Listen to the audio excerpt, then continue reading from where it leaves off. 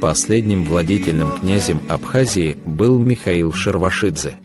Этот человек был грузином. Он был грузином душой и телом.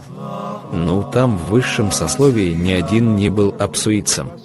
Высшее сословие Абхазии было грузинским, а абсуйцы позднее спустились. Абсуйцы пришли позднее, и к тому же они ничего не добились по социальной лестнице, а они так и остались охотниками. Абхазეთის ბოლო მთავარი იყო მიხეილ შერვაშიძე. ეს კაცი სულით, ხორცით ქართველი. ნუ ახლა იქ ზედაფენა აბსუ არც ერთი არ ყოფილა.